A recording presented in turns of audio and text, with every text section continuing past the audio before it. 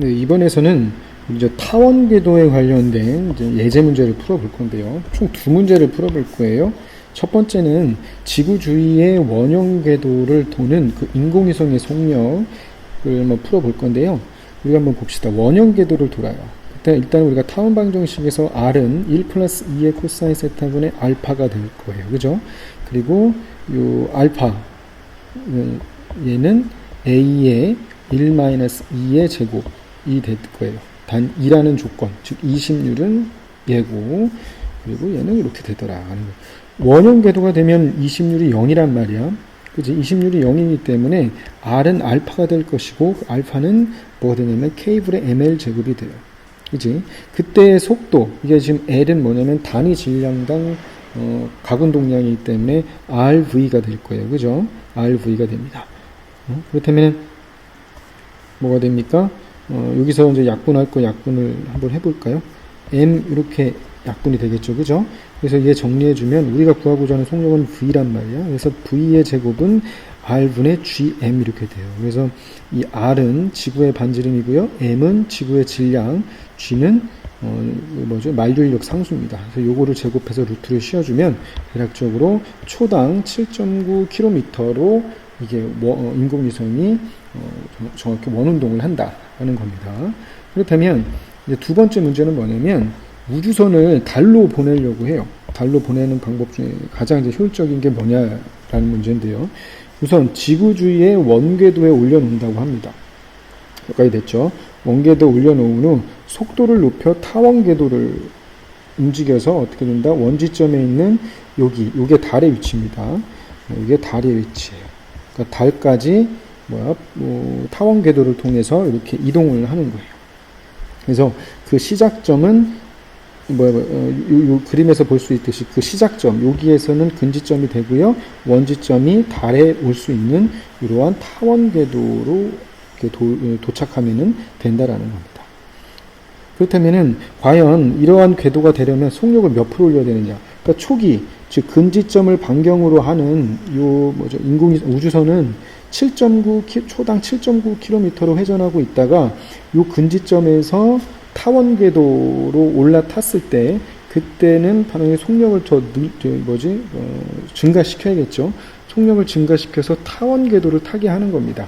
그때 과연 몇 프로 올려야 되는지 한번 보도록 해볼게요. 보면 알겠지만 요거는 우리가 이제 앞에서 유도한 거고요.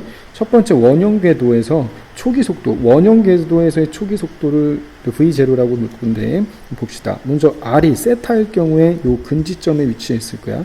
그때는 R0잖아요. 근지점, 그러니까 최소 거리니까. 얘는 1 플러스 2분의 알파일 것이고, 이때 뭡니까? 빨간색으로 표시하면 이때 우리가 이제 원형 궤도라고 했으니까 2는 뭡니까? 0이겠죠. 이심률이. 그래서 알파가 될 것이고, 그 알파의 값은 K분의 ml 제곱. L은 단위 질량당 가군동량이기 때문에 R0, V0가 될 거예요. 그죠? 원형 궤도니까. 그때 초기 속력, 이게 바로 이제 아까 구했듯이 7.9km/s가 됩니다. 그래서 얘를 다 구해주면 이렇게 돼요. 그래서 우리가 R0는 어떤 식이 나오냐면 아까 구했듯이 이렇게 하나 나와요. 이거는 앞에서 우리가 이제 구한 공식이고, 그렇다면 이제는 요 근지점에서 어떻게 됩니까? 속력을 올릴 거예요. 그죠? 속력을 올려서 타원 궤도를 타려고 합니다. 그때의 속력, 타원 궤도를 돌 때의 근지점에서 속력을 V1이라고 놓치는 거예요. 그러니까 진입 속도라고 보면 되죠. 그렇다면 그때 요 근지점에서는 뭐예요? 그때는 이제 뭡니까? 이 2가 뭐보다는 작아야 돼요? 그렇죠. 1보다 작다는 조건이 돼야겠죠. 왜냐면 얘가 타원 궤도 운동을 해야 되니까. 그래서 R0는 1 플러스 2분의 알파가 될 것이고, 그지? 1 플러스 2는 따라서 R0분의 알파가 됩니다. 근데 알파는 K분의 ml 제곱이 됩니다. 그리고 R0분의 1 곱하기 K의 m의 그때 타원 궤도잖아요. 여기서는 타원 궤도란 말이야. 타원 궤도에서의 가군동량은, 단위 질량당 가군동량은 R0의 V1이 되겠죠. 그때 진입속도가 V1이니까. 그래서 얘를 정리해주면 이렇게 됩니다. 그러면 마찬가지로 1 플러스 2는 여기로 가고요. 얘는 V1의 제곱에 m분의 k, 그렇죠? m분의 k, 그러니까 k분의 m, 그리고 요 r0죠. r0가 뭐냐면 요 위에서 알 수 있듯이 mv0분의 k란 말이에요. 그래서 얘 약분할 거 다 약분하면 뭐가 됩니까? V0의 제곱분의 그러니까 V0분의 V1의 전체 제곱이 1 플러스 2가 됩니다. 그지? 그러면 세 번째, 우리가 요게 이제 가장 먼 점이에요. 달까지의 거리, 지구에서 달까지의 거리를 R1이라고 본다면 R1은 A 플러스 A의 1 플러스 2잖아요. 그죠? 여기서 A는 뭡니까? 장축의, 그러니까 반장축이죠. 이건 정확히 말하면. 얘는 반장축이 돼요. 반장축이 됩니다. 그래서 이 반장축은 어떻게 가면 돼요? 그쵸?